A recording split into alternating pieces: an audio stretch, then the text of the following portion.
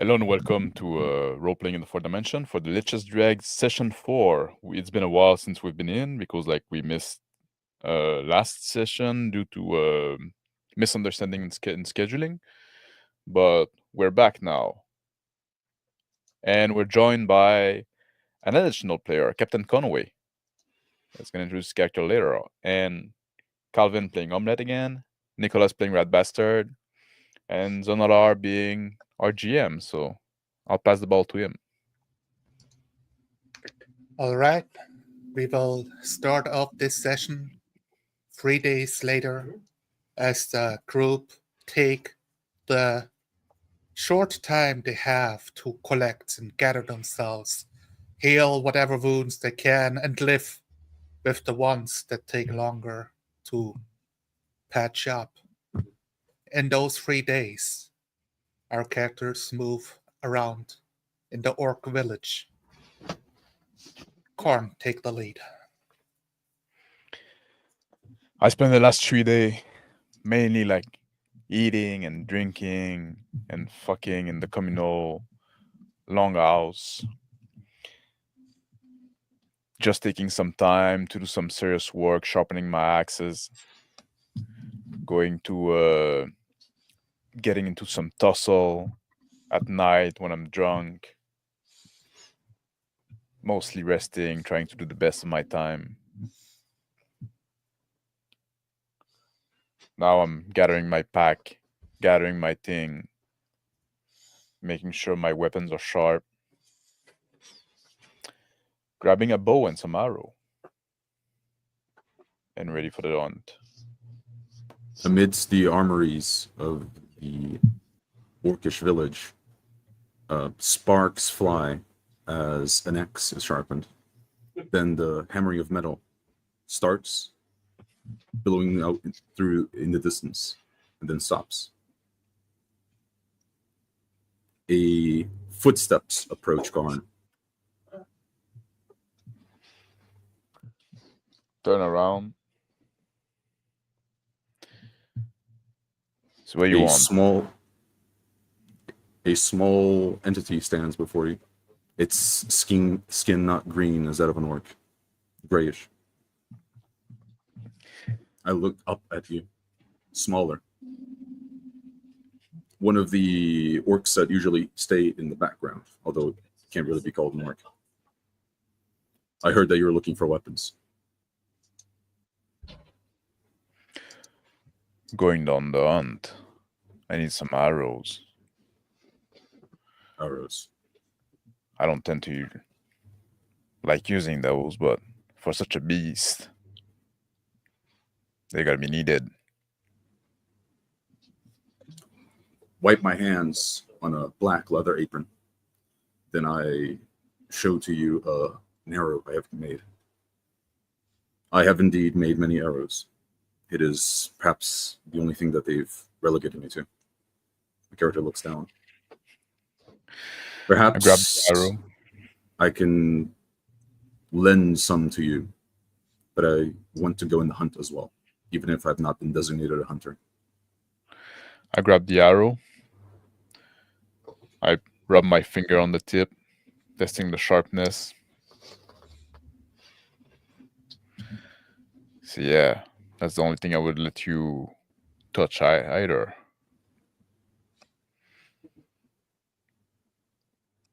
So you wanna...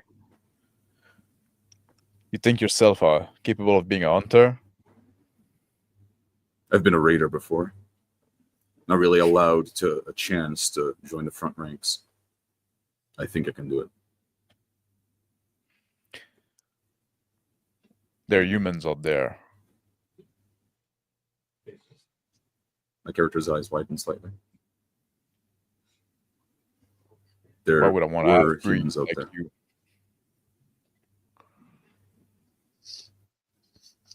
What side will you take? Are you gonna try to go with those other fucking smooth skin? You know me. Perhaps you don't. I respect strength.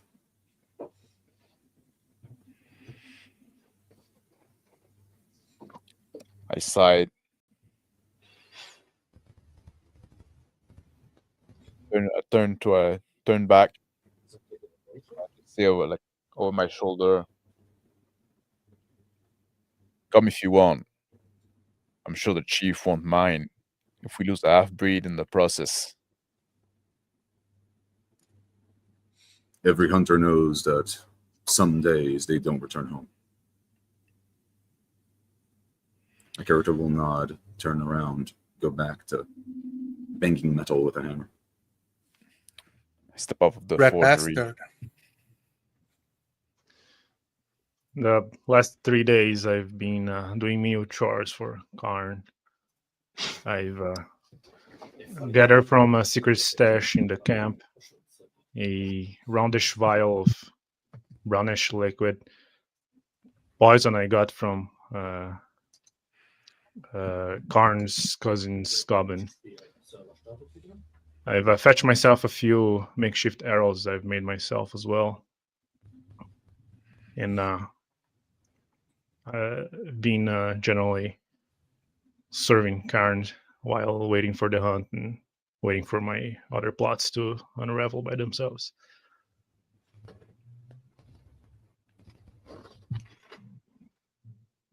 Omelette. In the past 3 days, I've spent my time collecting components for my spells, and I've taken it upon myself to collect resin and sap from the nearby woods, and I've mixed it with some of the rendered fat that's come off of our perpetual stew to try to make some kind of concoction that I can light on fire.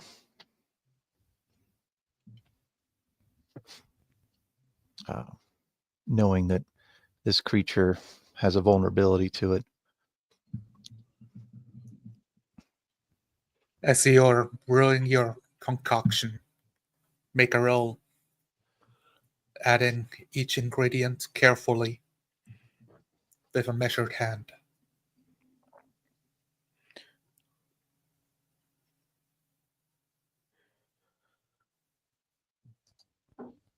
You may roll with medicine or with your nature.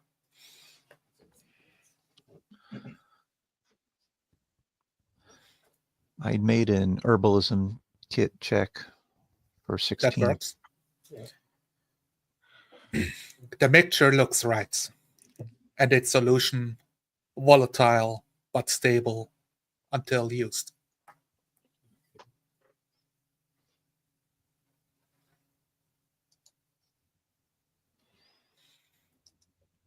I approach Karn after a while. All your errands have been run, master. Good. It's the morning. We're leaving. Gather your stuff. You ready? Where's Omelette? I know. He left to collect herbs and bugs. Find them for me. I need to. Meet me at the Zoltark's place. I'm back in. We'll gather the rest of the hunter over there and leave from there. I backpedal, nodding. Yes, yes. And I start running on all fours, looking for Omelette. And start walking towards Zoltark's place. Passing by a small gulch, my character already waits, sitting at a fence. He had gotten up early. His hands run slowly on each rivet on his armor, seemingly of higher usual quality. He raises his face and looks at Gaharn. I'm ready for the hunt. I raise my head. I said, well, at least you can show up on time. Half-breed. Come inside. Move and open the flap of Zoltark's hut. I get in. I go to follow the Gaharn fire. inside. look for something to eat. Yeah, Zoltar.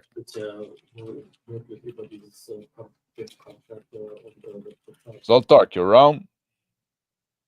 The pigs oink and push away from where the noise is coming from, squeaking, turning over a log and eating the bugs underneath as the heavy footsteps of Zoltar pushes the door open. Yes, Corn. Ah, you're back. Yeah, I'm back, but I'm leaving. It's the day of the hunt. You found some suitable recruit? He nods. He's ready and eager to join you. Come on out. Turns towards the hut, pushing the door open. Past him walks out an orc, 6 foot in stature, muscular but on the lean side.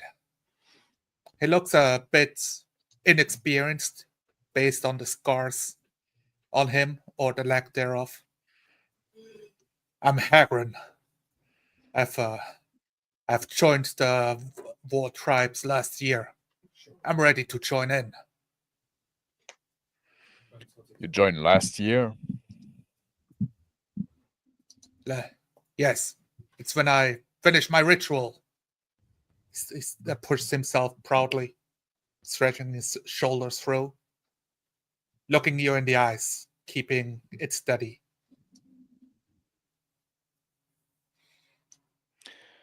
I'm staring down at him. Then look him up and down. I look back at Zoltar. So that's all you got? He looks to the sides and comes a bit closer.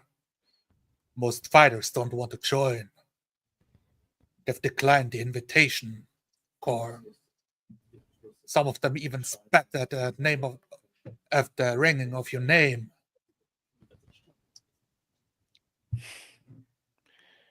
What's wrong with this clan? We're losing our way. People are getting soft. I don't. Get closer. He shrugs his shoulders. I don't know. There's no reason. You have a fantastic reputation. I'm the only one sticking to the old way. Evan used Zoltar. Raising pig, a man of your talent. Is that how you want to die now? He rolls his eyes. Look, I'm ready to join you on your hunt. But he knocks against his lame leg. I will slow you down. If we have to track down that beast, I can't sprint with the others. Even though I'm a great shot with my heavy crossbow, and I will kill as much as the next orc. The war chest took a bit too much out of me. I turn around and say, "You're right. You better stay with your pig." Huntmaster Kaharn, 3 orcs will be more than enough. I nod. You'll have to do. Look at that. A youngling and a half-breed. Shake my head.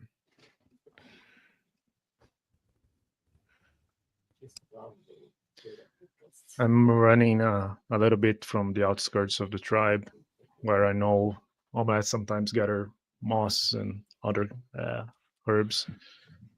And I'm yelling, Omelette! Omelette! I'm looking down in my lap where I've got a clay pot, and I'm carefully stirring in little bits of birch bark into this concoction, and I perk my head up and look over my shoulder at Rat. Before speaking, I look around behind me, spot no one. I revert to speaking Goblin. Omelette, today's the hunt. Karn's got the other fools to fight, hunt the beast. I pull the stick that I was stirring with out, and it makes a loud plopping noise as the concoction falls back in. And I take a small clay lid and try to close it over the top. There's little bits of the mess kind of on the edge of the lid that kind of get in the way. And I tell Rat, I'm almost ready. I approach you. What you're brewing there? I'm like smelling the air. It's not for eating. Well, I hope so. I point to your satchel and bag. Do you still have the potion the wizard Sock gave you? I reach back and pinch my satchel, and it's there's a hard object still inside, and I nod my head. Good. Keep it safe. There's only dose for one of you. I stand up and lift the pot up, and I look at Rat and I say, we can get this on the beast. It will be vulnerable. We have to launch it at it. I try to gauge how big the clay jar is. It's about the size of a small pumpkin. One of the orcs should have the arm to throw it. If you're ready, we should go. Lest Karn gets angry with us again. Right away. I'm tired for looking for you too. Give me a ride, and I would make my way like to climb on your back. You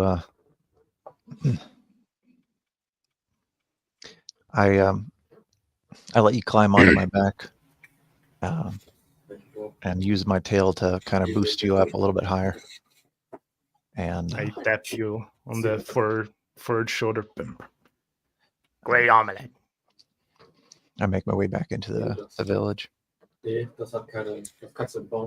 sun crests over the barren wasteland with huts of pelts and leathers and mushroom wood form the horizon. The group coming together outside Soltak's hut.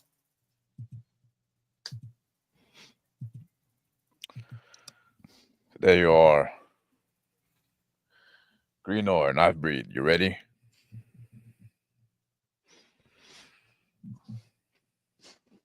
Yes. He slams his great axe down onto the shroom-covered flooring outside. Let's slay the beast. I made the spear for the lad. He may be bigger, but I am older. I go to the green horn and I slap him in the face. So we're not going there to slay it. We want to capture it. His eyes light up with fire, turning back to you. Yes, Karn. I have brought this. My character turns around, fetching a small leather pouch.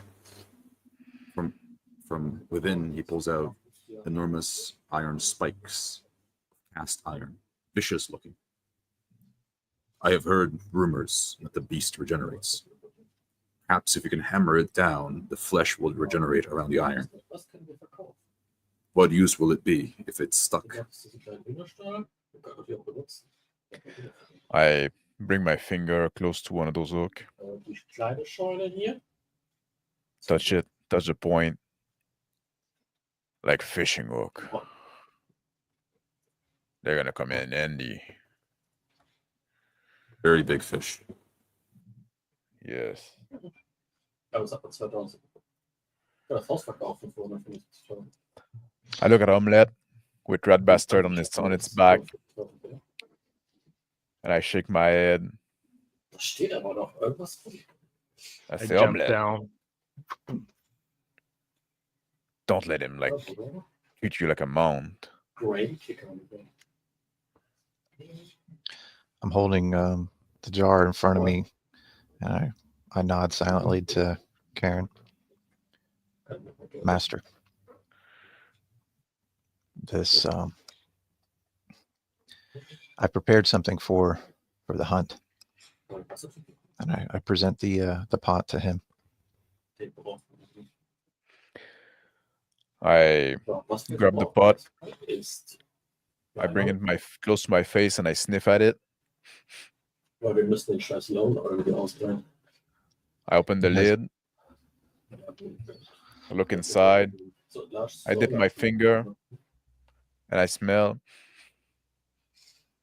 That doesn't smell good at all. Der kostet fast 94. Yeah. Den This stelle ich hier hinten in den this Zaun. concoction is very flammable. Ich könnte auch eine große We can Turbine mitstellen. smash this pot against the Schmeißen wir beast. wieder ab. It'll be vulnerable. Wir müssen sowieso nur darauf warten, dass es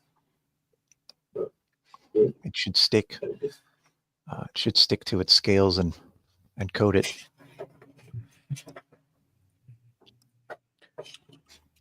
Burn the beast. We need to be careful. I want the beast to remain useful. This is a capture mission.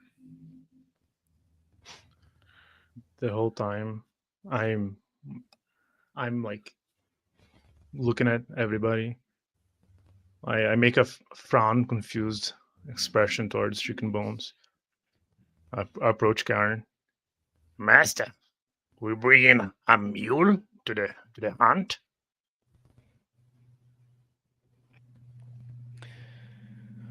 I unstrap my wineskin from I think of the wineskin that I have on my shoulder. I approach Rat Bastard.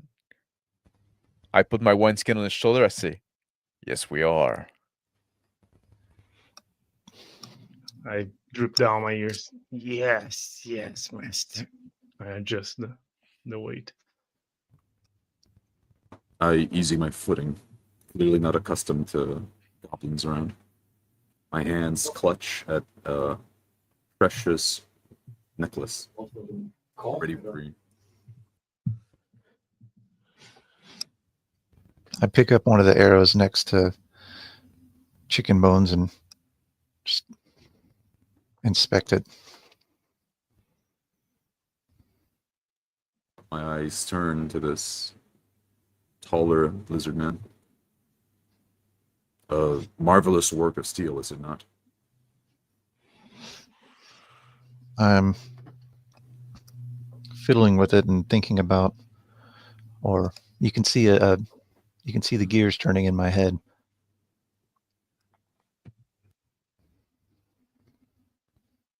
He's not too fond of iron. I speak with not a single least of respect like I have for the other orcs.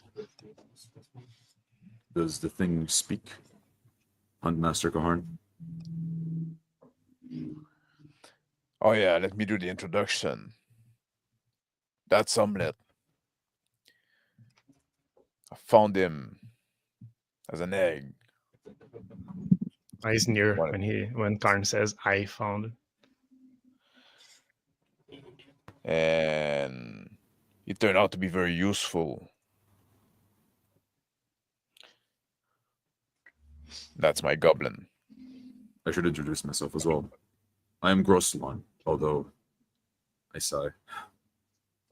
Most call me by Chicken Bones. Yeah. I'm laughing under my breath. I was thinking your uncle could spring one of his pigs as a bait to take with us, but I see you have 2 baits with you already. Looking at the lizard folk and the goblin. I still haven't looked up from the arrow. I begin looking around in my surroundings, and I notice it's a piece of burlap in one of the tents. I cut a chunk off with my kukri and tied in a little knot around the tip of the arrow, just behind the tip of the arrow. Then I go over to Cairn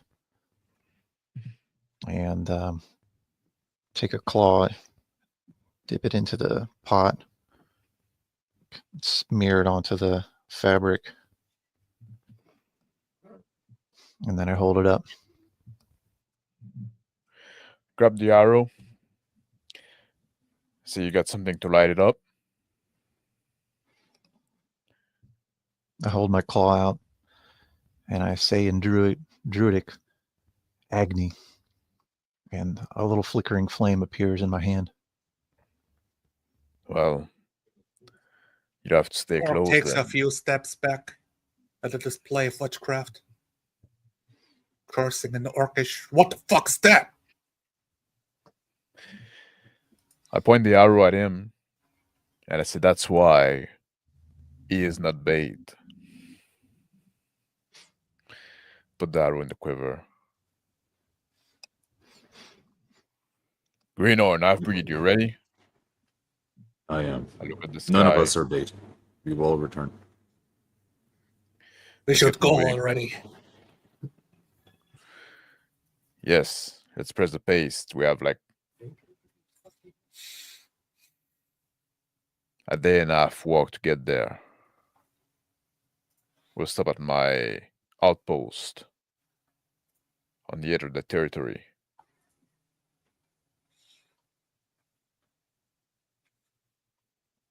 Adron stands ready to follow Korn. Adjusting the weight of the wine skins. Right, let us get going, master. Otherwise the beast will wander too far off. I start like walking outside, like toward on the road toward my outpost. Soltar yelling after you. Good hunt, Corn Pop. I just wave without turning my back. Keep walking.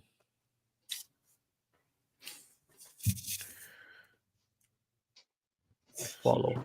With a heavy pack lifted on my back, many tools of metal, I follow behind, trying to stay directly behind the Huntsmaster.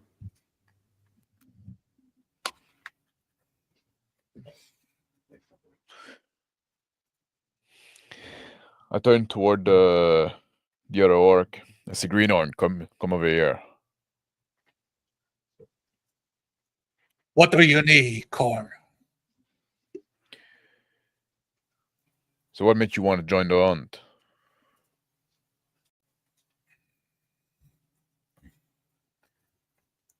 A beast as tall as a house. Sounds exhilarating. It will make a fine trophy, one of its fangs. They do grow, right? They grow back. I can take one. I rub my chin. Yeah, I guess you could get one for trophy. There would be no harm in that.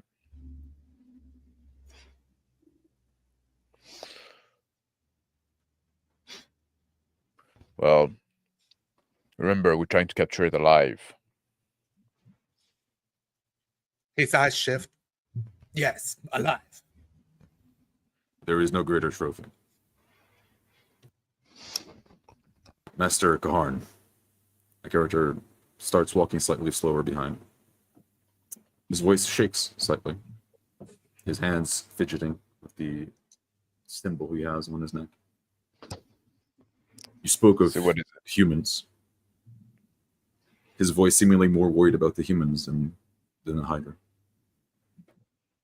Yes. We encounter some humans inside the territory, a hunting party. I walk in closer, like my left ear directing towards their conversation. I stop walking a bit, and I turn to face the half-breed, and I say, "And we ate them." And I stare to look at his reaction. Red Goblin is smiling as well, looking at His fidgeting on the holy symbol grows faster. That is good. This is our territory. We will patrol the border if needs be. So yeah, our territory. And I turn back and I start walking again. So what Red is your bastard. concern? Give me a perception check. Red Bastard. Yes. Oh, good. That's like 12. During the conversation, 14. as Korn turns his back to Hagrin to talk to the half-breed, you sense anger in his eyes, like that orcs always have on their faces, that he pushes away when Korn turns again to continue.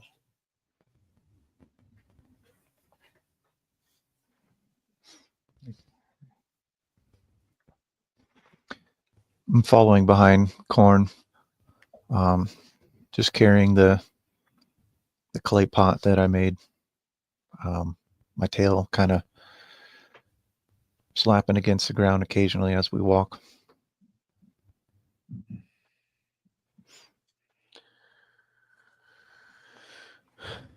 I'm just like walking and yapping.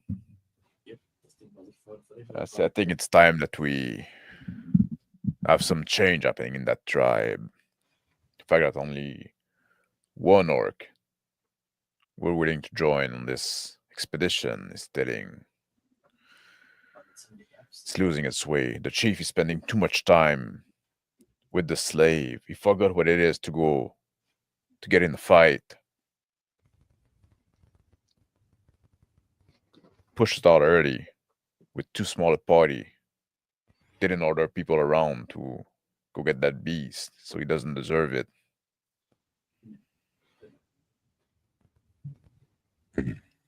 Didn't less enough time to rest properly.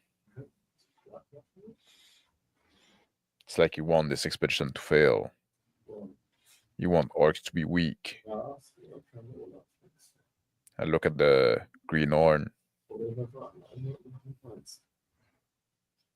Orcs should be strong, but we are strong because we are a tribe.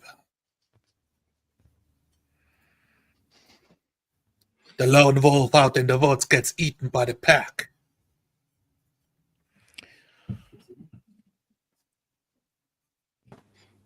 Yeah. This is why my mother, she spoke of many stories.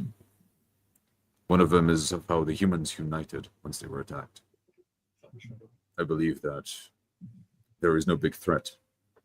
No big threat. No one will circle around a banner. Life has become easy, more so than just yours. You're right, Outbreed. You're right. There need to be a threat coming to this tribe. Shake them up a bit. Hydra is big, but stupid. It will trample through the woods. Humans, that is a bad sign. Organized.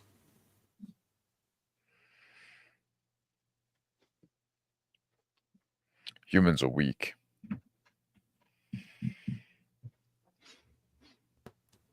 100 ants will bring down even the mighty wolf. if they crawl over it. I chuckle a bit. The I orc keep says, "That's walking. fucking stupid." Now in silence. I narrow You my were pushed eyes back. at the orcs.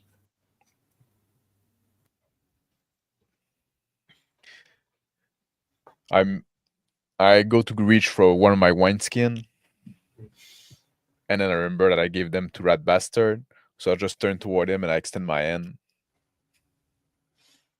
I immediately start pulling the one out of my neck, and I walk towards Carnes and put it in his hand. There you go, master.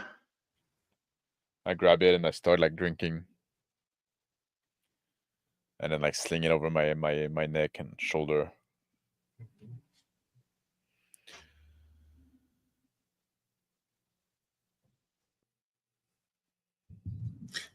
The sun passes on the sky, wandering.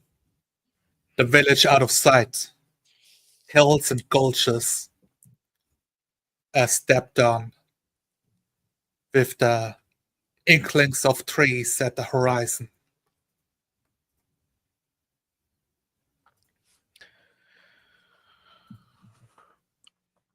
I'm waiting my wineskin. Almost drank half of it already. So will we be at my outpost soon? Point toward the trees. Just by the edge of the wood over there. Can rest for the night and go on the run proper tomorrow morning. Is that where the upside down trees placed, Corn? I have not wandered in this direction before. Yes, where my outpost is just on the edge, just by the marker. That's where we encounter the humans too. We're probably gonna see some remain.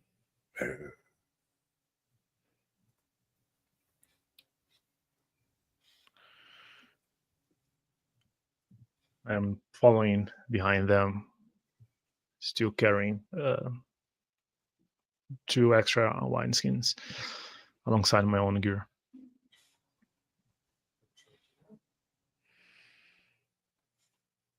With every step, the clinking of chainmail follows chicken bones. Could be heard from a mile away.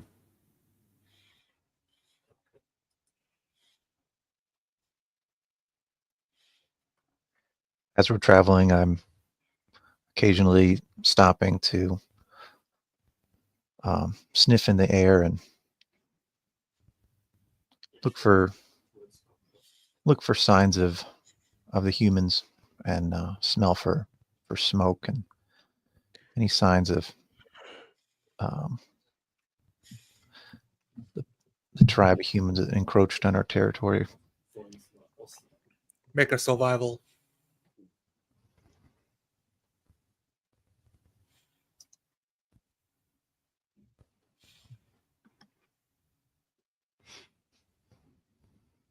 No signs of humans, footsteps or otherwise. No smell. Satisfied that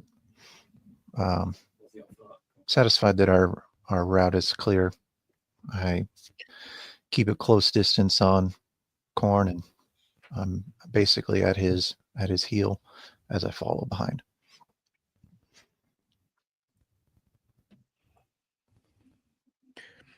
I keep walking. I try to pace my drinking. I look at Rat Bastard. I say, like, we should have brought more wine. I thought I'd ask you to get some more skin. The other orcs were not so keen on bartering, master. Perhaps with the hunt they'll see you differently. They'll bring wine to you as a gift. Yes. As a gift. We'll take it. Once we have the Hydra, we'll take what we want. Much wiser. Yes, yes. Yes, Like we'll those take orcs. what we want. Hagrid Mud. echoes your sentiment. Mud sloshes as Chicken Bones approaches. He lowers his eyebrows. You spoke of the chief with his pleasure women. Now we stand in the territory where humans walked, and you're like this. And he points towards Garn.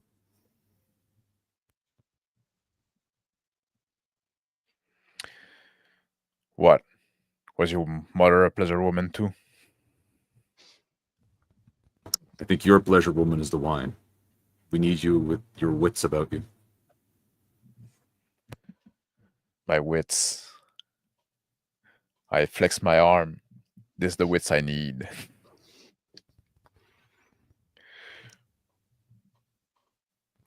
Fine. I'm like looking to the side of my eye to Chicken Bones. At Chicken Bones. I go back to walking, shaking my head. I mutter under my breath. Fucking orcs turning into merchant now.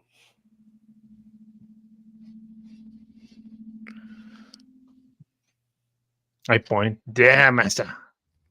The campment should be a few paces up ahead. Look.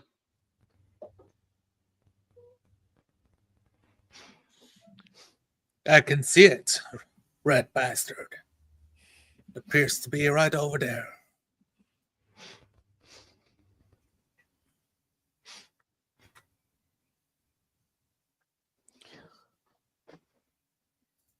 Turn toward him, let us say,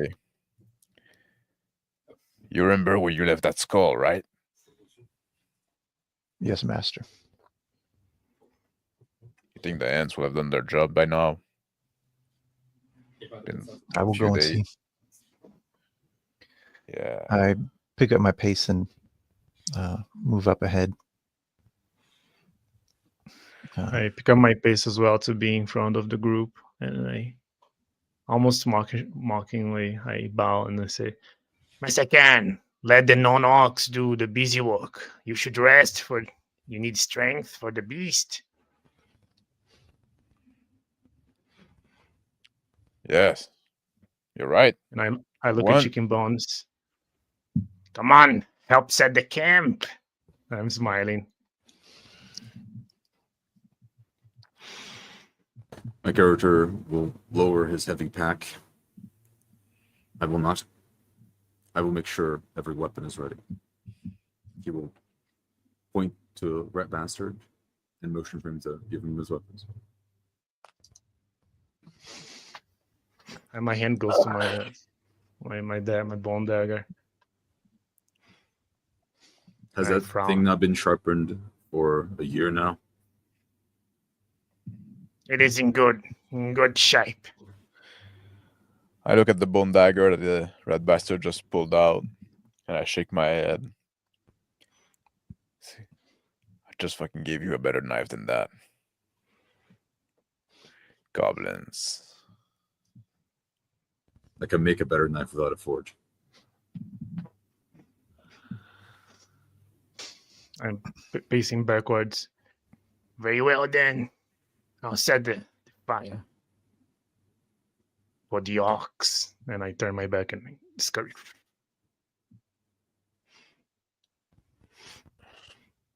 Picking up the equipment, I will drag it, sit with my back to a tree, and begin sharpening piece by piece, meticulously preparing.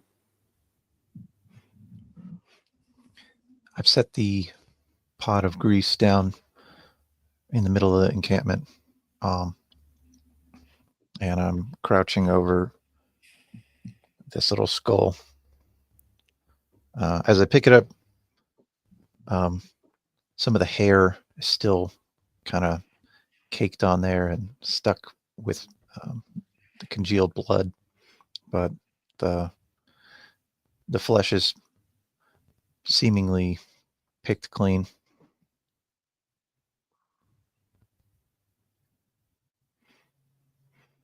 And I hold it up and present it to Garn. ants wandering over your fingers, grabbing the skull. I take the skull, shake the remaining hand, and say, "Oh, what a beauty!" I turn toward Chicken Bone. Say, "You know him? Is that a parent of yours?" The skull itself, And I laugh. a human skull with a split on the forehead. My eyes widen slightly at the gory sight. Then, for a mere moment, a slight broken smile appears just in the corner of my mouth. Yeah, I think that was an uncle. Thought he would die with less. I laugh even louder. Big belly laugh. And I go inside the hut. And I put it like in a... I put the skull there on the trunk. On the trunk.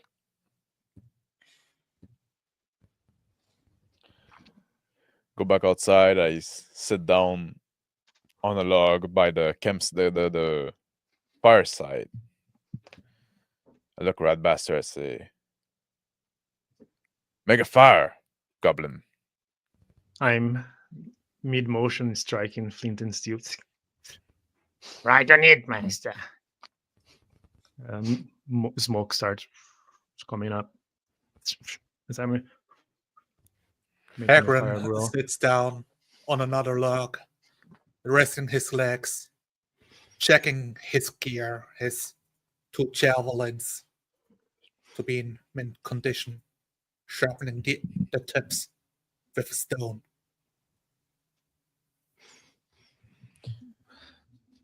I'm watching as the ants are climbing on my arm, and I try to nip at them and eat them, picking them off.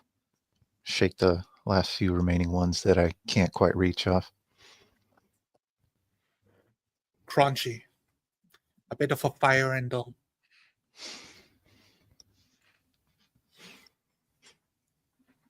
The Fire sound is of already.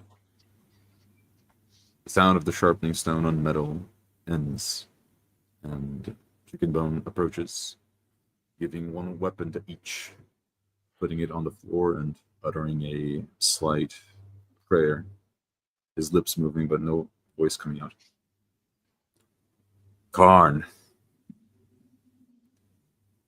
How I big was raise this my Hydra, head. really?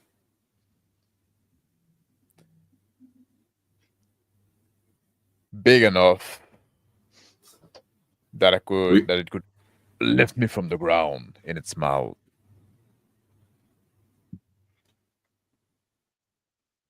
Then it shall make for a good trophy if we bring it, all of it back. The other said it's as big as a dragon. Could it be? You ever seen a dragon? He stays silent, shakes his head. My question is it big enough to carry a war chief? It's big enough to make a war chief. If you can control it. We'll need to tame it.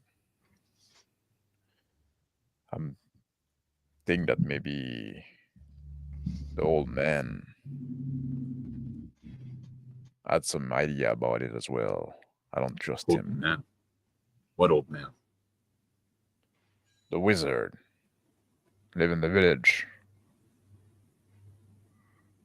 I know of no such wizard. Do you not have your He's- own? And he will turn towards Hamlet. Your own witch? No, there's a... I think he... Not sure he's still human. He was human maybe at some point. I think he's trying to... I don't know. Maybe he's like the... Maybe he will be at some point like the Lich. I Like I Nedid spit shit at the up. ground. No one can be like Nedib. And I'm finally the fire is roaring. They say there was a great war chief before too, when the Lich took power. Then there was no war chief anymore. Well, they all went to under the power of the Lich. But they say that the Lich, he was a man at some point too. If the Long Lich can time control the ago. Hydra, then he will control you too. Yeah. So we need to not let that happen. Agreed. I think his name was Zork. Yes. He lives at that pile of rocks on the hilltop. Chicken bones. Orcs should be ruled by orcs. I've scarcely left the village.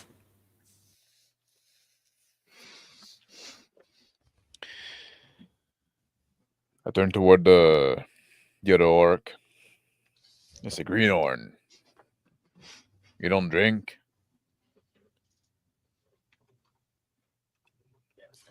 He shifts his jawline.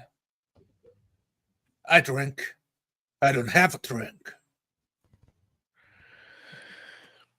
So what kind of orc go on expedition without bringing a drink? As I grab my wineskin and start sipping on it. And I weighed the weight of it.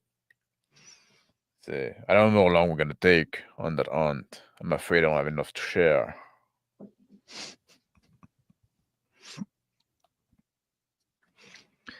He narrows his eyes. I will make do.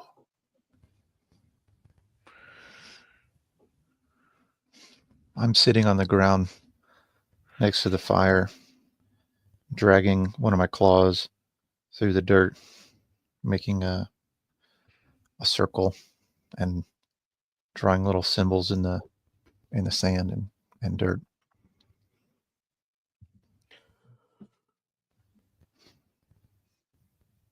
After the The fire ants is crawl back to Omelette. It looks like some of them gathering by the symbols as they turn from a dozen of ants to a couple hundreds of ants, adding more symbols, spelling out something in Druidic. A warning. Turn back.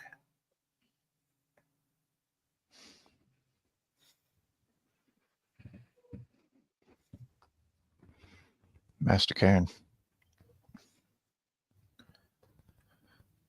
I turn toward Omelette without saying anything.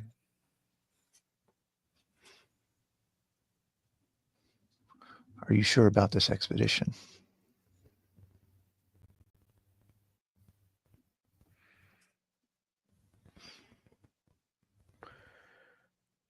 Sure. Sure can be. What's your worry, boy? Even if we succeed, the necromancer, he can't be trusted. I know that. The necromancer can be trusted. The chief cannot be trusted. I lean closer. I said, this other guy cannot be trusted. It's only you and Rat I can trust.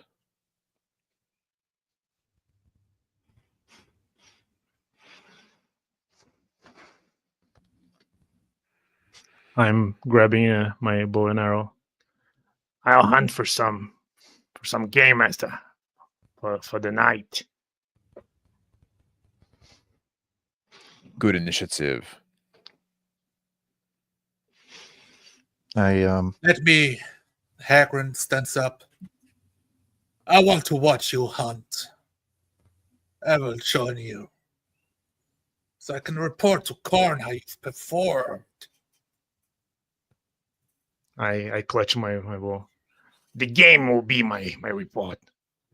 I can make no noise. Easy to hunt alone.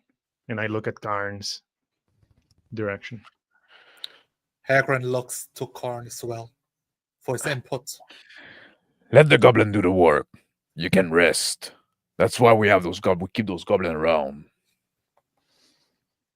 He nods, sits back down. I Save your energy. strap the arrow on my back, and I run on, like hopping on all fours into the woods. Approaching the ants. fire.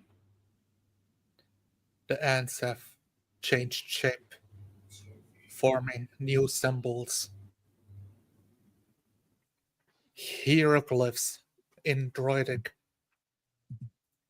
2 omelets, wise eyes. They read Guardian has awakened. And then symbols of trees. Before the ants seemingly scatterbrained,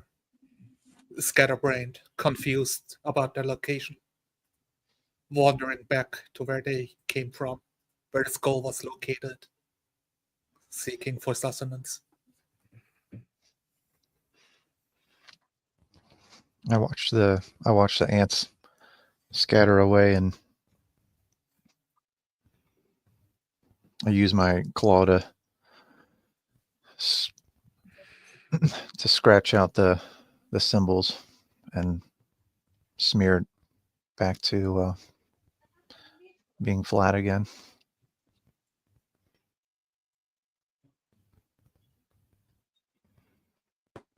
Chicken Bones approaches the fire. Warrior not Greenhorn, you can eat with me. Pulls out a musket of iron. Sets a pot over the fire with a tripod and chain. Then pulls out a brick of a cracker. Has to pull out his warhammer to crush a chunk of it off. Crushes it and puts it into water.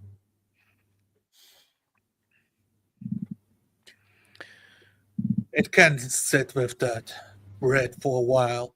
Red bastard will return with some meat.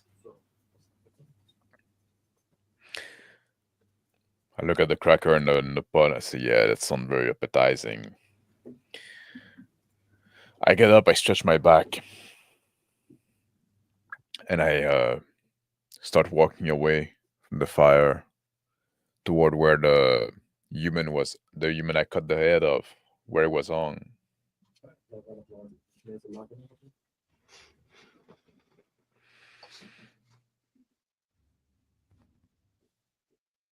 The human body gone at this point. Drag marks everywhere. Chunks and bits spread about of his clothing. I look at the tree where the branch where the rope was attached.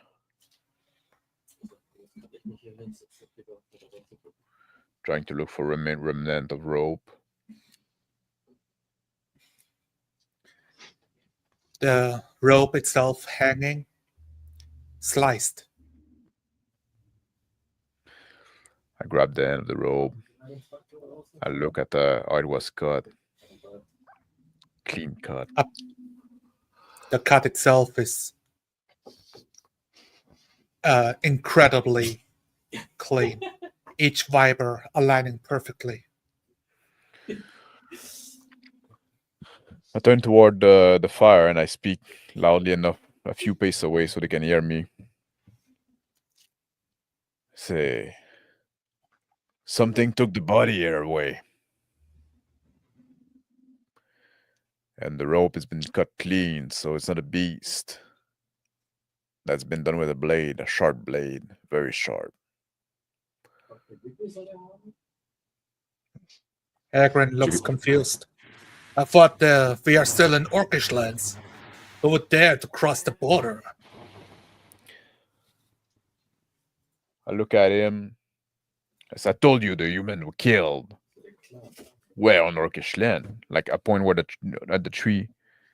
Right here. That's where we fought them. That's right by my hut. He I point nods. toward the upside down tree a little further away. See, we're clearly inside the. So human are encroaching. Where one human crawls out of, 10 more will. I will reach for my warhammer and keep it close. Yes. I could have some human tonight. Hadron scratches his chin. The humans grow like hydras. Kill one, 2 more grow in its place.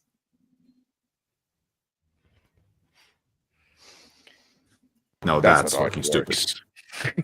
So I slap him on the head.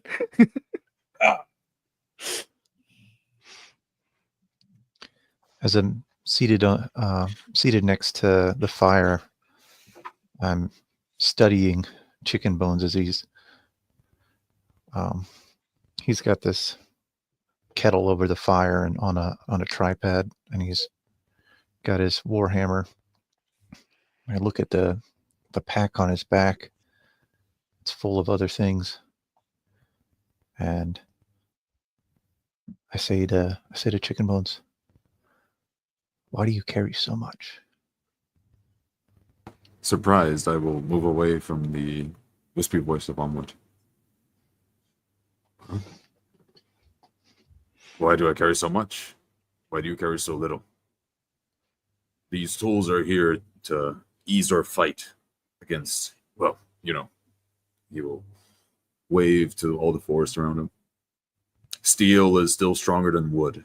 It is stronger than any hide or bone. That is why we're here. That is why we all use steel.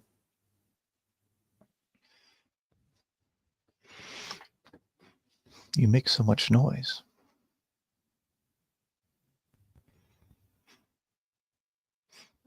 That's why I'm not out hunting.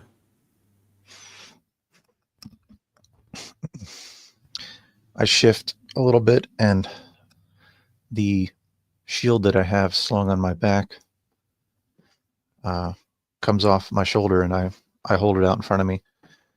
It's not made of metal. It's a tortoise shell reinforced with wood, and I present it to Chicken Bones. I will pick it up. Look at one side then the other. I can put a band of iron around it for you. Then not even a dwarven hammer will break it.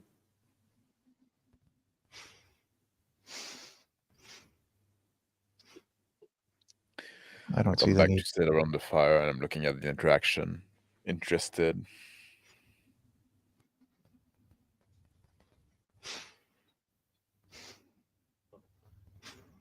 If my shield breaks, I could get another.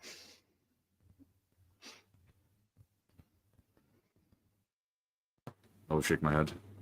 Same for me. Same earth that grew that tortoise is the one that's giving us all this iron. You just have to dig deep. Digging is for goblins. Hadron remarks. That I can agree. I just stay in the forge. Goblins come in with coal and iron. I make steel. Steel makes dead things. So you're sure you're not half dwarf? I am.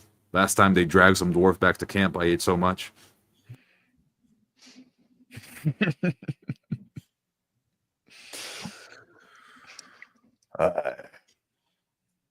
Red bastard. I am kneel down on the ground, pulling an arrow out of a fat hair. I lick the arrow and tie the hare's leg on a knot on a little piece of rope around me, alongside another bird. And I get another arrowhead, and I keep going. I'm walking towards the direction where the Orcish boy was killed. Both looking for animals and trying to see the body. A survival check. Wollen wir die bis vorgehen? 7. The body's gone. Parts of ripped off clothing that might have belonged to the boy scattered. Looks Yeah. like the forest half has reclaimed the flesh. I approach it, lowering down my bow and arrow. Like, all right. I look around, trying smelling the air.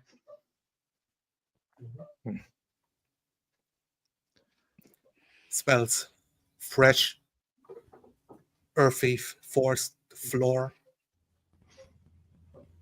The birds are chirping, undisturbed by your presence. Animals hiding from your sight.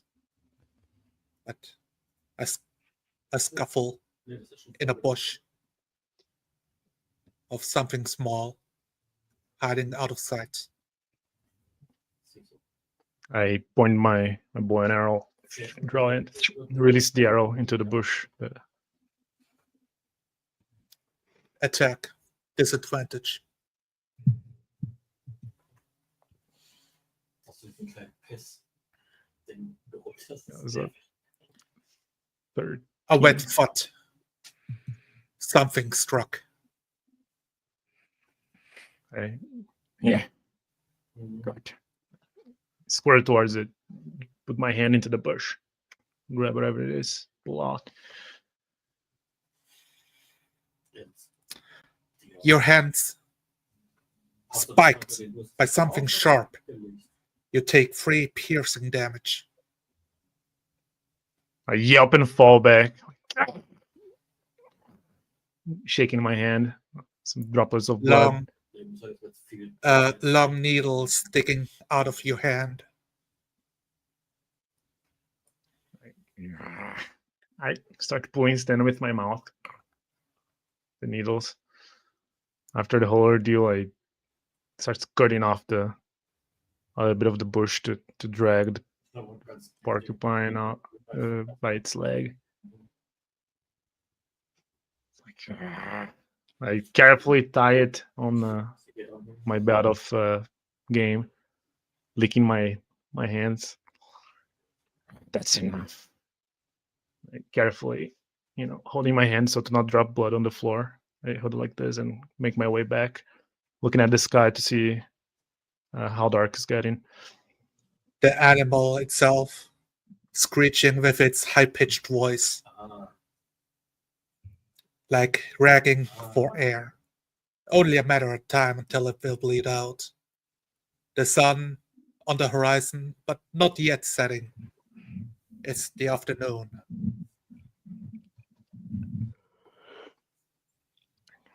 I'm sitting on my log, drinking. Yeah, so suddenly, I get up and I make a few steps back toward just a few steps back toward where the corpse was hanging. And I say, "Those human beings so close doesn't suit well with me. I almost feel like going after them more than the other beast. Can't stand having human clothes. Last time they went bother us while we were sleeping." I will step right behind Kaharn. One hunt will make you a war chief. Then you can have as many orcs fighting the humans as you want. Maybe they have placed some tracks cutting down the bodies that will lead to the village.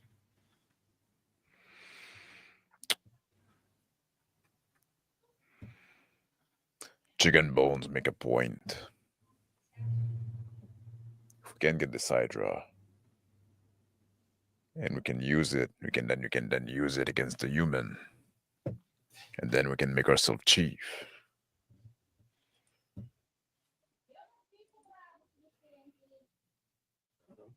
But then again, human just under our nose.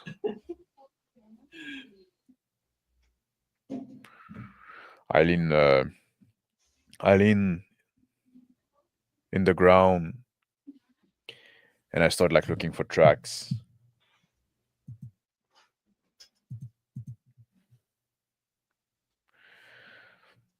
Rubbing my finger in the dust.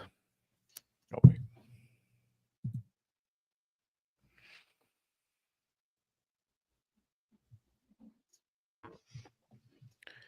I don't know.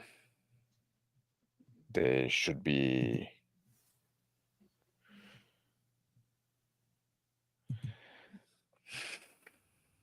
It's been too long, I guess. And then I just like put my hand and I just brush dirt in frustration. Yeah, maybe we should focus. Where's that fucking goblin? I'm famished. No tracks in sight, except for the torn pieces of what the humans used to be wearing. It's suspicious. Suspicious absence of any tracks that stands out.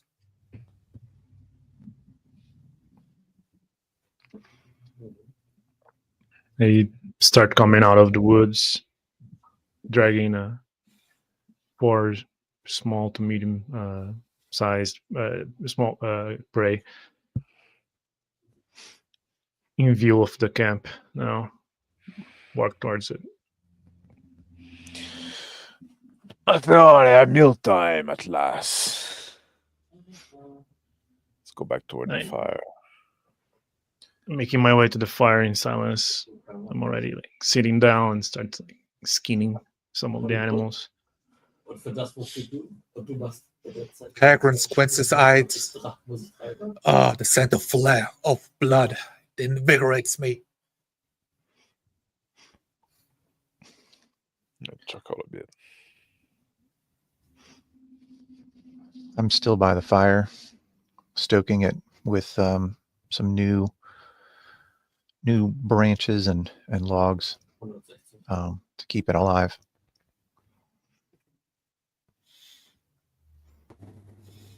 Chicken Bones approaches Omelette, sitting down on the same log. His hands visibly shaking. He will look to Omelette and back to his hands. Then he will notice that Omelette does not seem nervous at all, even at the eve of a hunt. Are you doing fine? I'm staring into the fire at one of the glowing coals, and I look over at Chicken Bones, and I say, I am uninjured.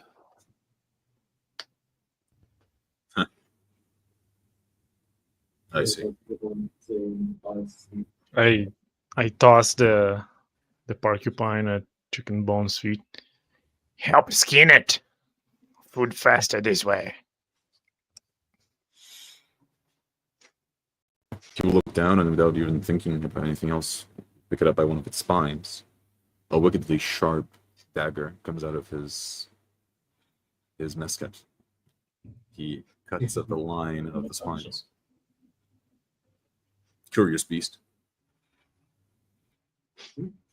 I haven't eyed porcupine in a long while.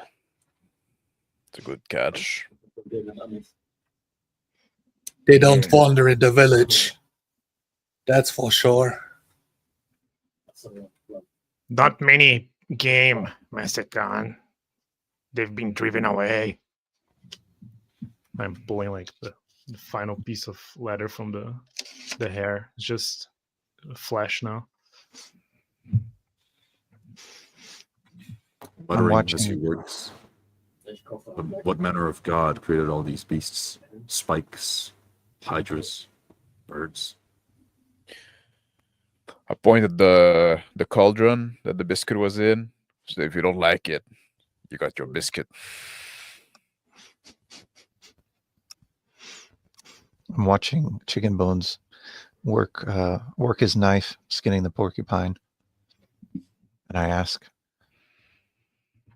"Do you have a small piece of scrap iron that I could have?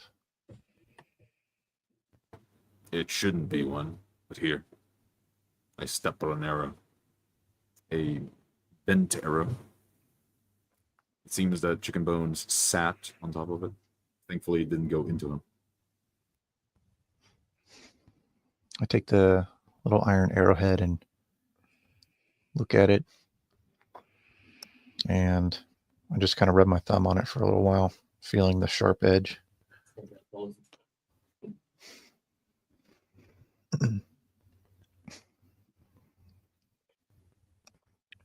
I grab some branch laying around, and I pull my knife out and I start making like skewer.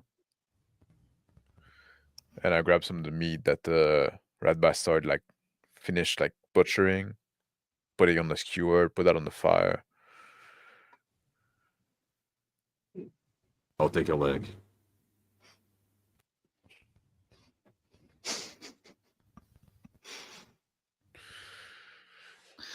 I set the arrowhead on top of one of the red hot coals and watch as it begins to heat up a little bit, and then I make my way over to the skin and the entrails that have been gutted out of our prey, and help myself to a long strain of intestines that I slurp up like a noodle.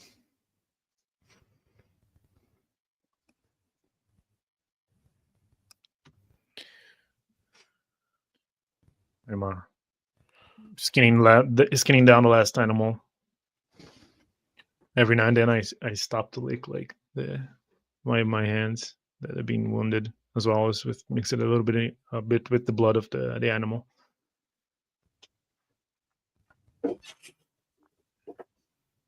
Do you wish me to take the first watch, Massacron?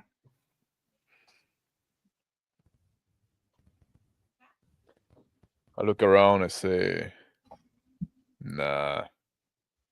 Greenhorn is gonna take the first watch. He's licking his fingers clean of bits and giblets, looking up, giving a grunt.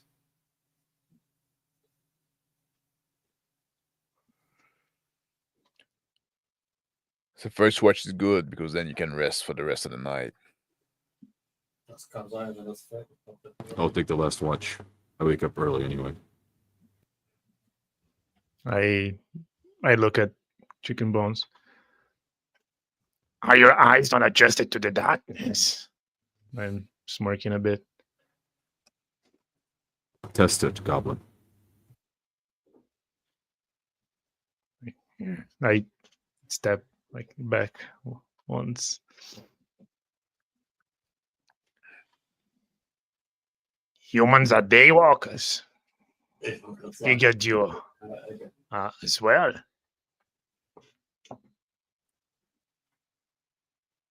You can do a lot more if you get up slightly before the sun does. Why you want to do so much? A war chief is not a war chief if at least each orc has a weapon. I can see. He points to Karn's weapon and to Rat Bastard. I made at least half of these. I grab one of my short sword. I pull it out. I look at it, inspect the blade. Is that one of yours? I grab it by the blade and offer the handle. I approach, running a thumb slowly over the back of the blade. This one, yes, I think it is.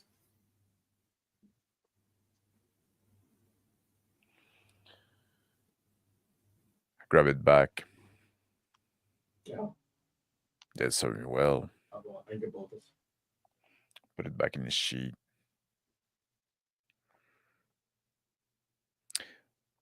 I turn the meat around. letting it roast.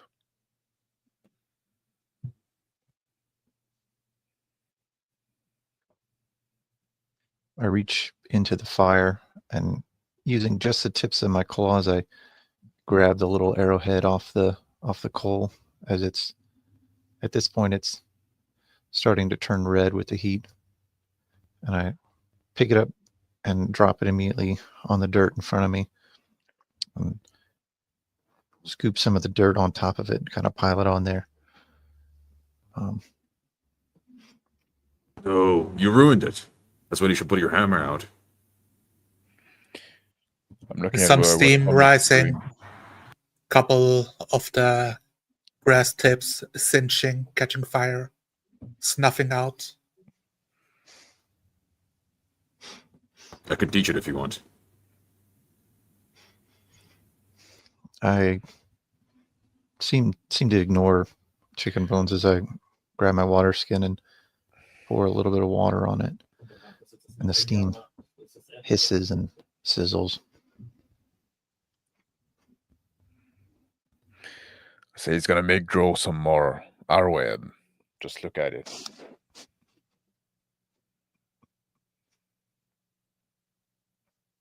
Satisfied that it's cooled off enough, I touch it carefully and then put it into my component pouch.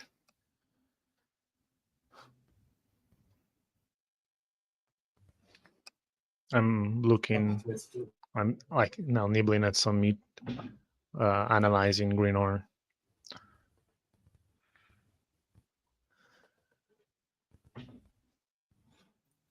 Hadron is finished with his skewer, starts tearing the flesh, biting into his hedgehog.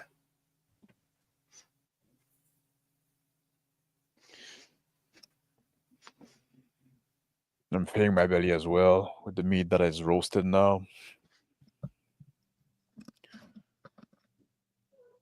Well-fed chicken bones will get up from the log, tap Greenhorn's shoulder. Take first watch then, brother. I'll take last. I will rest now. I will scurry over, pull out a bedroll, and sleep under a tree.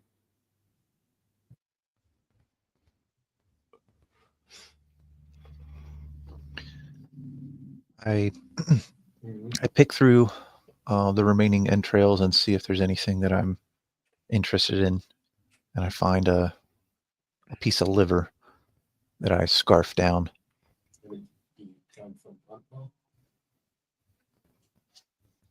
Look I at him, stand let us up. see. You see, you know you can have some of that roasted meat.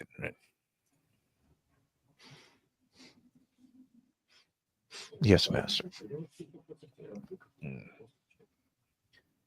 It's as you please. I stand up. I'm looking at everybody where they're going at. I approach Greenhorn. I point to a fallen log. There is a good spot for the first watch. He looks over, turns back to Red Bastard. I think you're right, Goblin. Yes, yep. When the moon comes up, casts shadows on you, but you can see the rest. I will wake you for the second watch. Let Carr know he can rest peacefully. See, wanders off to the spot. I mutter, he knows. He knows. I'm sipping on my wine, scarfing down some meat, finishing a last morsel. I wipe my big lip. Well, I'll go get some shut-eye. And I go inside the hut and lie down there. I follow behind Corn and I curl up in a ball on the floor at his feet.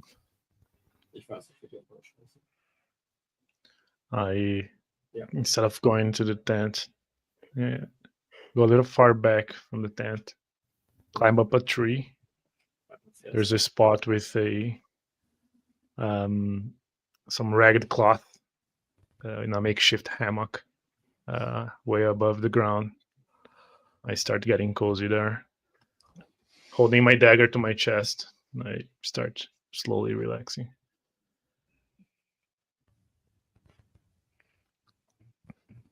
Hadron nudges Chicken, turns his head towards Chicken Bones. You should sleep as well. Night has come. Let me watch.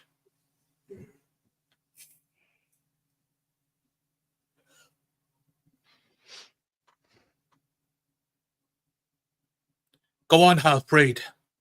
Pass out already.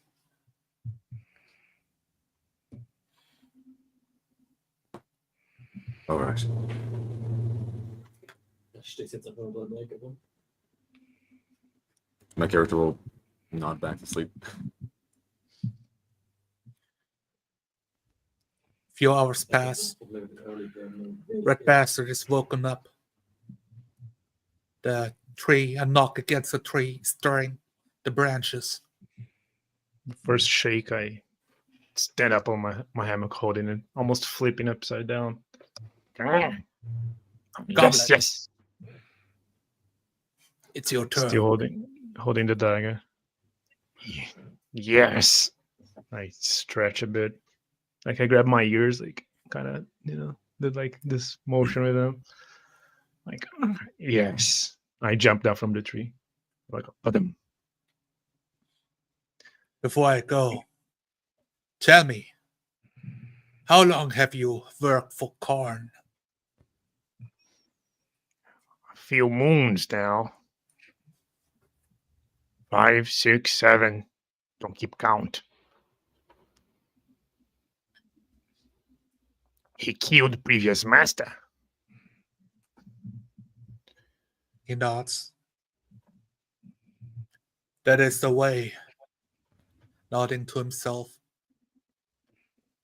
Now, some orcs told me some nasty stuff about Karn. I want to know what you think about it. Did he kill an orc child? And he leans in close. His eyes narrow. Staring into yours. Back away with my upper body. Goblins shouldn't speak ill of master. And I narrow my eyes. Make a persuasion check.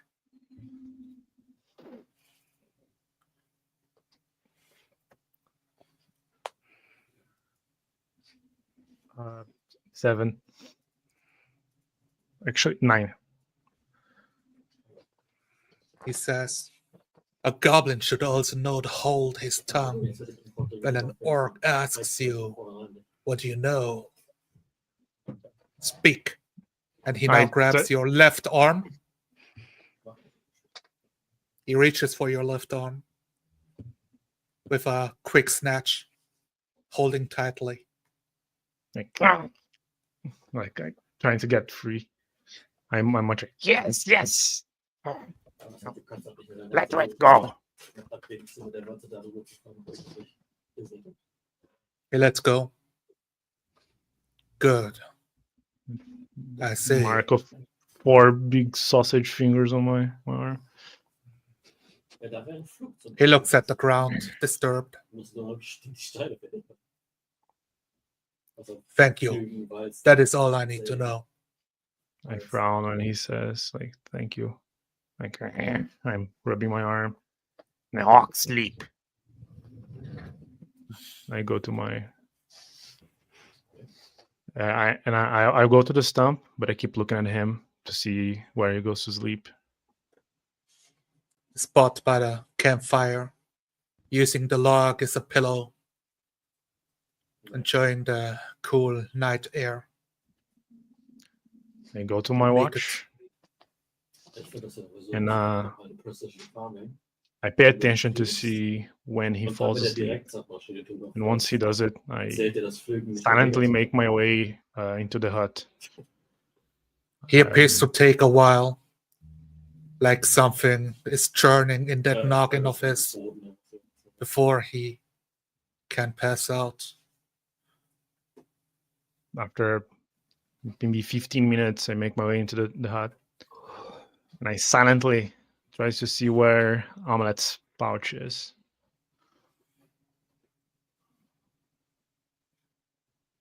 It's Spotting it if it's beside him or not.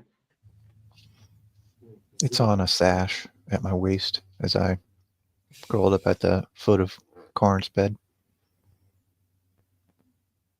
I try to open it without waking him up, trying to grab the potion.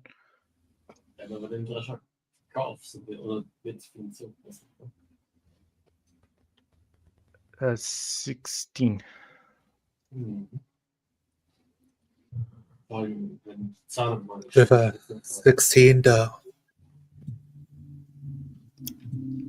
omelet does not notice anything. I pull out the potion that the necromancer gave us. I say, open it. With my other hand, I drip a little bit of the poison in. Close it back.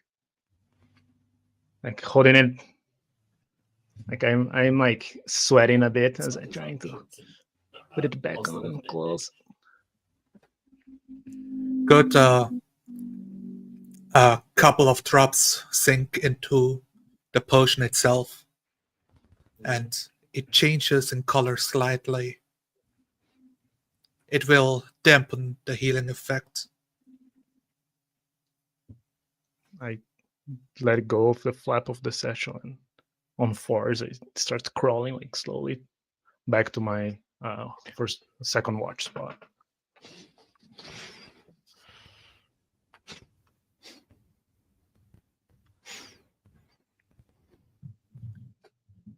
A perception check, red bastard.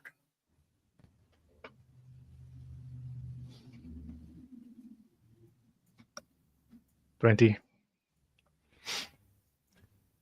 Sitting up there, the trees still, not moving.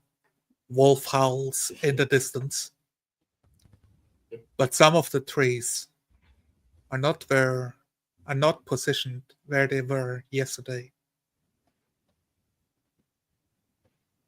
I'm still low to the ground. I lower my ears even more, trying to get flat as I can. I start making my way to the tree where my makeshift hammock is, looking at trying to spot something out of the ordinary.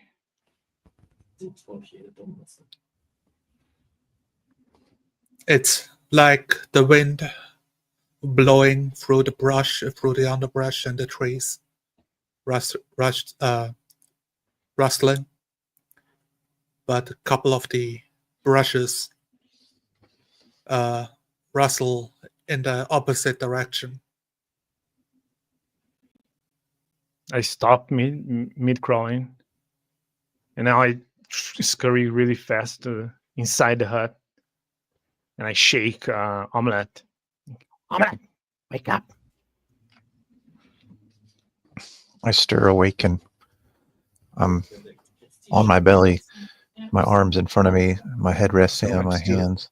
I'm still sweaty. I point to the flap door. Something's afoot. I stand up, looking at Karn as he's still resting in his bed, and I You go check with me before you make a big noise. I snarl like outside. Something's not right. I creep up to the door flap and lift it and poke my head out. Glance around. A perception check.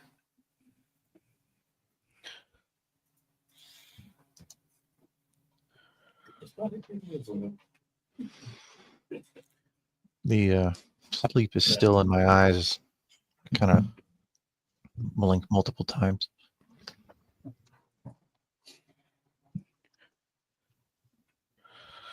Everything is looking fine. Some shrubs are standing. Red bastard. It's weird. The shrub was not placed here before. It's full of thorns. And the wood itself starts stretching out and smack you across the body, striking you viciously for 4 slashing damage. As the shrub itself moves to fight you. Red bastard or Oma? Red bastard. I get knocked off, and I flung into the air. This time now I'm screaming loud enough. I fall down. I get flung across the fire. And I'm screaming, attack! Coughing a bit. Attack! I wake up. So I sit on the side of the bed, shaking my head. I say, oh, what the fuck again? Chicken Bones is quick to his feet, although he doesn't have his armor, and it shows. He seems more squeamish, more careful, clutching a warhammer and a shield close to himself. Veteran shakes groggily awake. And with that, I think we are on time. We will end the session for tonight. No. Okay. Yes. I think Nicholas needs to leave early today. So I'm running on Cinderella rules here. Yeah. Yeah. Unfortunately. It's a 90-minute movie today. Yeah, with a big cliffhanger, right? I like that, yeah. Yeah. All right. Well, we still want to have some time to talk. We still have I don't know what time you need to leave. How much time do you have? I can be here for maybe 15 more minutes, but you guys can keep on decompressing after. Yeah. Share your thought then. Yeah. Actually, I was one thing. This is with Conway, and it's gonna be interesting because I know you said you mostly run games, right? You're not very used to playing them. And at least in the beginning of the game, I noticed how you kept using third person for your character. Yeah. Now towards the half end, you revert back to first person. I thought that was very nice. Yeah, I'm very much used to third person in all forms of RP. I did notice that too, specifically when I first introduced Chicken Bones, and after when he was sitting on the fence waiting for Karn. I said it in third person because I like describing in third person. My brain is sort of wired that way. Third person past tense is also how you read books, and I like reading, right? So I think that's what I gravitate towards. I'm more like a fan of first person because for me it's all about seeing the world through the eyes of a character, right? So you try to put yourself in that head. Yeah. You feel when you imagine the scene, do you see it from outside? Or? It depends. I think I can have both. I really like reading books, and in books I am into seeing it from the outside in. I think that in the roleplay you do see it more of an inside in, but I'm sort of like the reporter. I'm seeing it in the eyes of my character, but to convey it to you guys, I'm describing it as if I were a third person observer, right? And I think that works. I don't know. Oh, there you go. I guess it didn't have 15 minutes. We kicked him out. Good job, guys. He's out. Crimes against roleplay. Oh my god. What's happening? Oh, no, it's Nicholas that left. Okay, sorry, I thought it was Nicholas that left. No, Nicholas. I'm here. Yeah, it's Calvin that left. I see. That was one thing I wanted to comment. Another one was I felt having another player I was trying to not talk much because I wanted everybody to go around, and then you had an extra NPC, so okay, we have 6 people here Welcome that back. need time to talk, right? Yeah. So I was like, I kept thinking about that the whole time. I think it Yeah. changed a little bit of my perspective of when to chime in. That's why when I went to hunt, Yeah. I was like, you know what? I'm gonna be really silent unless Zolar calls me. It's just assume that I'm hunting and nothing in particular is happening because I want to give some time for people to interact as well. You can see my reaction to that as well, because in 2 ways. At first, when I said, Chicken Bones follows Kaharn into the tent, I was anchoring myself in the world. But then there were like 5 characters doing things in the scene. So if I stepped into anchor at every point, then I would be interrupting. So I didn't anchor as much. I think that was a positive thing. Otherwise, Chicken Bones looks at the conversation. It wouldn't add much. I think it's a good habit when especially when you have larger group to go around, right? Stay like a little more in the round robin kind of format, so everybody can get a chance to do anchoring. And if you can do like a short anchoring like that, like I'm just like, just listening to the conversation, just paying attention, right? Then you can just move on to the next guy, and it didn't take that long. And that's why also like sometimes I do try to take I would leave some break, right? And I did something there, right? we can come back to me later, but like I want to give you a chance to jump in, right? So It's very weird. I feel like to add a point to this, I was constantly thinking about moving the scenes ahead, like next day or after eating, instead of cooking all of the meat, I want to skip ahead. And I was like, well, should I interrupt them? And I think at this point it's a theme with me. It's the 4th session, and I have the same feeling still. And I don't know if I should. And I think it's mostly because we role play the 4D way. Usually I would say, okay, let's move on. I would say it like that. Like interrupt. My only complaint wouldn't be in that aspect, yes. I think that we dove too deeply into the camping session. It was a lot of camping roleplay, and that was fun. I think it was good quality roleplay because I really love the dynamics that Chicken Bones developed with Rat Bastard and Omelet, because no one is perfectly accepted in Orcish culture, but it's different, right? Goblin is more of a servile role, and I loved Rat Bastard like pushing his boundaries there with Chicken Bones as well. It was some level of like separation of like the half orc from the lower ranks as well, with him taking care of the tools. And I like the craftsman aspect. I think it's an interesting like take on orcish culture as well, right? Because you need weapons, so having someone that works diligently and pulling that from the human side is pretty cool. It was almost like an unspoken appreciation of his human side, which I really enjoyed. I think it was a really good quality roleplay. And from Omelet, he also is not fully accepted, but in a different way. And I think my character sort of meshed with his better in that sense, especially with the druidic versus more industrial part of human culture. I think that was really good. I think this contrast with like you being kind of like very industrious, right? It's interesting because I wanted to like Karn like kind of find it weird, right? Just like kind of like, why you have to do so much? Right? Just like and the short sword scene was perfect because it was like an unspoken appreciation of that, and really good. I really liked how like it felt really human, like like the way the character portrayed himself, even if he didn't try to. I think it bled through, which was a very good way to show that he's half human. Yeah, I was thinking like, of myself. You bought a biscuit, like everybody's like eating raw meat. You're like, oh, let me actually do some actual rations. The human urge I will to eat wait bread, until yes. the goblin returns with the meats. It's like enjoy the soup, but maybe we can add something raw to it. I was thinking of myself that even though the half orcs are unique, or they're I guess rare, there's probably a few, like a handful of them in the camp, right? You're probably not the only half orc. So I thought it's like a rare, unique thing, but not.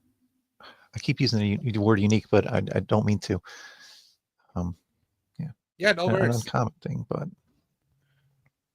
I don't know like how they would be treated, right? Just like that, because like it's established that there's like some pleasure slave, so I assume there would be like some So I assume there would be sometimes some half orc coming out of it.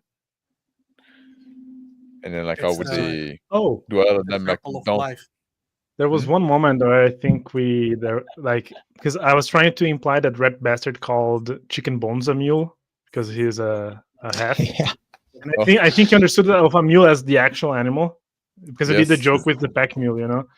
Yeah. I'm like, okay, I will roll with it, but I was going with that. You A should. hybrid joke. No, I get it. Yeah.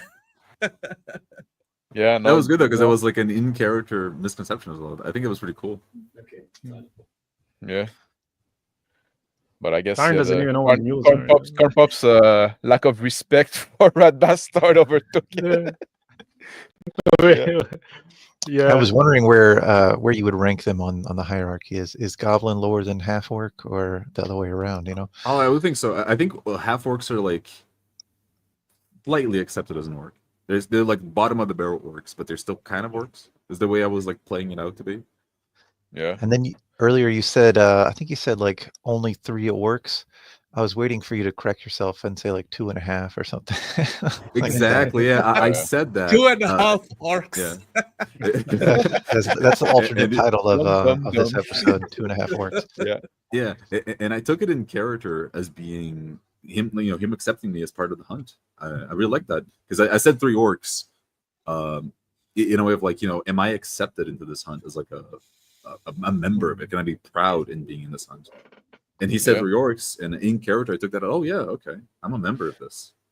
But also like I try to treat like the other one, the real orc, right? The NPC, I like kind of like on a higher standard, but I also in the same time is young and a Yeah. bit annoying. By the way, what? Because you kept saying like Angstrom or something, and everybody was calling him Grimhorn. I'm like, what is the name after all? Is my audio quality bad? I say Hagren. H-A-G. Okay, Hagrid. I was like, Hagrid, like, it's like, but then everybody was calling him Grimhorn, like Greenhorn. Yeah, No, Oh, okay, That's an so expression. Harn called him Greenhorn, so I call him Greenhorn as well because I want to be the in with the orcish way of calling him, I guess. that's an expression, greenhorn. It's like somebody like Yeah. this young and It's like a unproven, green bean. Yeah, I get It's you. inexperienced when you're inexperienced. inexperienced. Yeah, it's like yeah, and Karn Karn have nickname for people. Yeah, I was just Yeah. confused because yeah, but it's fine. and there's a point where I said, the guy's bigger than me because he's an actual orc. So I said the lad is bigger than me, but he's still Younger. young. I made his spear. I really like that scene too, yeah, because Mhm. it showed that like I am below in the totem pole because I'm a half orc, but I'm also like a more experienced warrior. So I think it was pretty interesting as well. Mhm. Yeah. And What's, I want to say too, like you were talking about like moving the scene around. At some point, you did move us. You did teleport us somewhere like at the start in Zoltark. There was still something I wanted to do in the Zoltark's home, right, before leaving. But then when you came back to the scene, you said, "Oh, now you're outside," and said, "Well, I didn't say I was going outside, so but that's fine." I would right? I would say that there was an issue with how long we stayed at the camp. I think that scene Yeah. dragged on. We did a lot of cool role play, but there should have been like a cutting point there. Can Like, I chime in because I'll Yeah. really just say this and I have to go about the lingering on. I thought it was because we agreed we would do a shorter session, so I kind of had the impression we kind of gonna end at the camp, so we might as well end at a point where not in the middle of something major. Yep. That's why my impression. That's why I also helped on slowing things down. Maybe I'll catch the rest of the compression later, guys. I'm sorry I have to go right now, but sounds good. Take care, thanks Nicholas. for the Thank you, time. everybody. We enjoyed it. Thank you for joining us. Hyped for the The- next time. Like in the lingering on, right? That's something we've struggled a lot about it with the other group as well, right? And the time skip and stuff like that. When can you time skip? When can you scene skip? Move people around, right? And the agreement that we try to have, that we usually have, is like we try to stay in round robin, right? Going around the table. Yeah. And usually what we say is like, if you do like just an anchoring action, so just something like meaningless, like or not very significant, and then that's your turn, and everybody that around do that, then you can. It's okay to move the scene in time or in location, right? If you're traveling. So sometimes that's why I would just throw out an lingering action when I'm I'm just sitting in the log and starting drinking my wine, right? That's me. Like, I don't have anything to contribute else to that scene, right? If everybody else around do such action, then that's a sign. Say, okay, we're done with that scene, right? But when somebody else keep introducing something new, well, you're kind of keeping the scene alive. So there's also this thing about like knowing when the scene is done, when it's time to move on, right? But you don't want to rush people, because if somebody else still want to contribute something, right? So that's something sometimes you want to do something cool in your scene. But if you do something cool, or if you do something that's interesting or seem meaningful, we're gonna stay here to give you a chance to have it bear fruits, right? That is true. And that's definitely the communal part of role playing, right? Like, we're a group of people joining together to role play something. So you want to have everybody have their chance to speak and to speak what they want to talk about. Yeah, I think survival and like traveling is commonly brought up as like one of the things that's hard to role play. But I think given those circumstances, given that it's like sort of universally considered difficult, I think we did a pretty good job. You could, I didn't feel like there was any real, like a certain scene might have taken longer or gone on for longer than perhaps we were expecting or hoping for, but it still felt pretty natural to me, I think. And I think there's also this thing when there's new character, I think you want to take some time to establish those relationship, right? Establish like the dynamic between them. So that's also like when in traveling, I wanted to spend some time like talking with the new guys, right? Trying to size them up. There were 2 new guys as well. Yeah. I know with you, Crispy talked about in the other games, Horizon. I forgot the name. Max is playing as a white guy this game. Oh no, wait, that's Max. The other face is the orc. Yeah, and the worst part is like we resemble. Me and the character resemble each other more than just physically. Oh, so you eat humans too, I see. You also drink wine while the sun is still up. Yes. Yeah, if you're a lactose tolerant, then you are an orc. So I was just like reflecting on your other game of trying to get NPCs out of the way and out of the scene so that the players can roll more. Yeah, and I'm not sure that self-insert qualifies as role playing though. No, it's on the edge. Yeah. Yeah. So new NPC and I should join the party. Go ahead. You take it. I should say, I think this might be a session 0 thing. I don't think I watched the session 0 for this game. I should have, because I don't know what pacing you guys were going for. I think I was imagining in my head more of like a movie style pacing, like where you do have some traveling scenes, but they're not as pronounced. I think that instead this session had more of a prolonged series pacing, like Game of Thrones. And that was good because we got to introduce the characters very well. I think I was just seeking a different experience. Like I tend to do I'm much slower in pacing than most people, so that's part of my problem, right? I like taking my time, right? Because I like those interactions. I like we have a lot of tension between character as well, right? You see even with the Rat Bastard with Nicholas, right?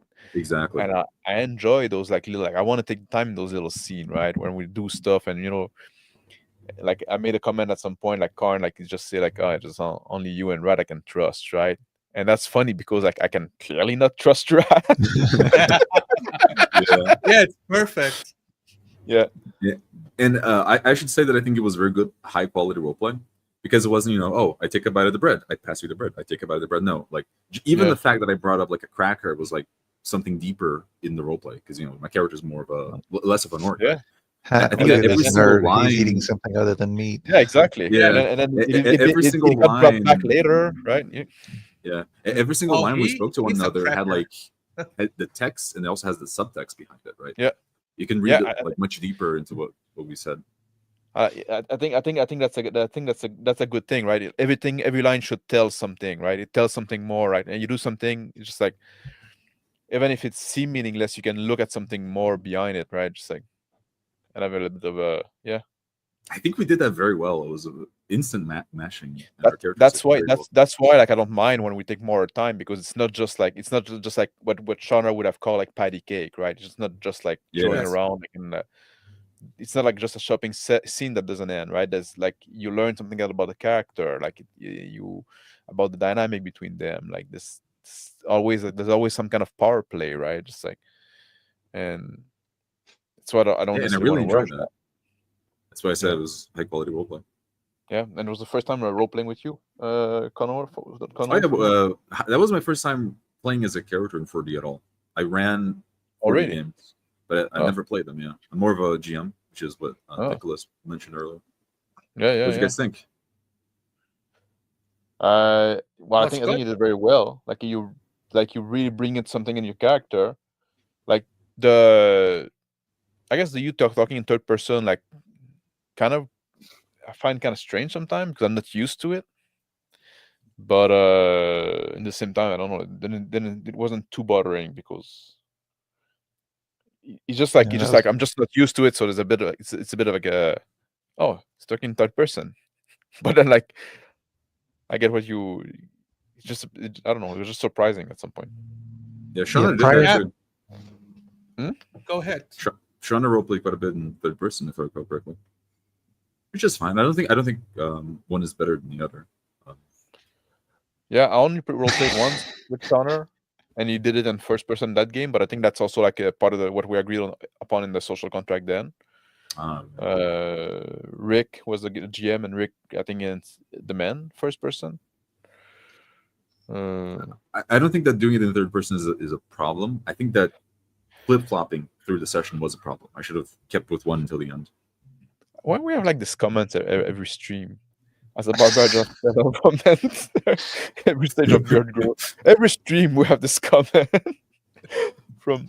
I think it's I don't know, something weird. Is that a real person? But I mean, you know, it like might be it'd be a very sophisticated AI if it can detect beard lengths and do a comparison. Oh, it's just a random. I don't know. The first person, third person. Oh, he say, "I hope I'm real." So there you go. Welcome. Prove you're not a brain in a jar. Yeah, I do. Like as a barber, I do change my beard somewhat often. I guess more often than most. People oftentimes commit to a beard style. I change quite a bit, I think. But I just don't shave. That's the problem. Yeah, like for me, like the first person's third person, it's mostly a personal thing, right? I feel for me like if I role play in first person, I feel more inside the item, in the mindset of my character. While if I try to role play in third person, like it create this distance, right? And when I'm seeing the scene from outside and seeing the scene from inside the eyes. Mm-hmm. But you know, that might vary for a different person, right? If it doesn't bother you, it doesn't bother you. I feel like, especially because I GM, as much as I roleplay, pretty much it's back and forth. It's I often think about like while we play on how do I keep the pacing interesting and like move to interesting scenes for my players to express themselves. So I don't imagine myself as like, oh yeah, this time I'm Hadron, this time I'm the other guy, Santor or something. No, I just imagine the camera pointing at them. Like, how can I frame this interestingly? When I'm GMing, I do look at the scene from the outside. Even though when I'm role playing like NPCs, I don't go in the air, but you know they're NPCs, right? Like but when I'm playing, it's different. It's a different. Like, so of course I talk in third person when I'm GMing. I wanted to address this comment by Dice earlier. He said the Goblin was amazing. If I had any criticism of this, it would be that there were some long pause between people saying what they were doing, and I felt that as well, because like some kind of dead air, right? Like between turns. Between turns, right? Like but I think like it's almost like maybe because we didn't stick to a good turn order, so like people didn't Yeah. dare like, oh, is it my turn to speak, right? And that thing. But also, this is a very international game. Yeah. Yes. So there might be some delay. So sometimes we try not to speak on top of each other, right? So I don't know like how it transfer right to Yeah, when I anchored Chicken Bones as following Kaharn, I think I sort of interrupted you a little bit, so I was a little bit more careful with that. I was waiting a bit longer. There is that issue. There was at the very start, I was very intentionally starting with Karn to go clockwise, but then you cut in line with Chicken Bones, and instead of describing what you did for 3 days, you jumped into a scene with another player character. So now That's you fine. started the role play. So that's Yeah. what I'm thinking. Like everybody should set up their scene and then you start role play. But I like you see know. that might be my lack of experience because I did not catch that at all. Like the yeah. No, I podcast. like, didn't but catch that I at all. like what you did. Well, yeah, usually that's what we do. Yeah, it We go was good. We do clockwise, but I like what you did Yeah. there. Although, like, you did also put me in the fort when all right, we're starting the game there. Like, I didn't establish properly where I was, right? True. So So You Can said I you were interject sharpening the axe. Of course, go ahead. do you have the ability to rearrange our portraits in this window Yes. here? Yeah. Okay. Yeah, I can just swap you around like that. All right. Well, I don't know. Just hypothetically, in the future, if we were to like have an order, we could just rearrange the the portraits or the streams so that we're in the order that we Yeah, should. It's that's weird good. because I feel like we change the order like semi-regularly because Mhm. one player has something to say because it would fit his character. So he Exactly. wants What to, if I like, want to talk jump to in. Kaharn? So Like, then we have a back usually- and forth, and then it gets a little bit more confusing. Usually what we because that's also like the problem that we encountered before, right? When we're playing with Crispy and Phil and Rick, and usually what we decided is like we try to stick in the round robin kind of order, Mhm. unless another character is being like directly Addressed. interacted with, Yeah. addressed, or interacted with, then you can go to this character. And you can have like a few back and forth. We should like, you can try to go 2 back and forth, and then we go around again, give a chance to people to exist in the world. And if they all only do anchoring action, that's them saying you can keep doing your interaction between you two. That's fine with us, right? I'm just like here fucking around or paying attention to what you're saying, looking what all the situation and roll, right? So that's the thing, right? When you play with people, like you get a vibe, and you get like an order, and you get like this. It's a group, a new group. There's this thing that you get this dynamic at some point that develop. I think so. It's an important thing that happen over time. And we had all those issues before. Now we're kind of like ironing the kink, and there's some session that we're not great at it either. Sometimes we messed up, like we're all like cutting each other or like going too long, having this turnflation. I had a couple of run-ins with the system itself being a bit in the way, and I think it's me still like trying to use my flexing the 5e muscles that I have. Yeah. Of like calling out for perception checks here and there. Yeah. Because that's I what you want need to do when add... you play 5e. If you don't roll perception check all the time, are you playing 5e? Because for me, it's like I want to show how the NPC acts when Karn is not looking, but I don't want to put it in the mouth of the other players of like, this is what you see, let me move my eyes for you. So I asked Red Bastard to roll perception check. He had a success, so I described the scene. That's interesting. Like what the way I would do it, if it was me, I would just describe what the NPC is doing, right? And let the player decide if his character pick up on it or not, right? Would you still do it like that as Karn turns to talk to the other guy? Because that's what you were doing. His eyes darken and his expressions darken and lighten up when he turns around again. With that, what? Go ahead. That's strange. It's my wife still talking on the side, so I'm like toggling on and off the mute button. So, you were describing Chicken Bones' face, right? No, I was describing Hadron, not Chicken Oh, Bone. Because see. I don't want to change how Chicken Bones is going to act. That's up to him. Yeah, that's. I was a little confused about that. I guess I misunderstood in the scene. I was like, because I thought that the conversation was between Rat Bastard and Chicken Bones, and then so you were describing something that was happening with the old Greenhorn. Yeah. Concurrent with that. Okay.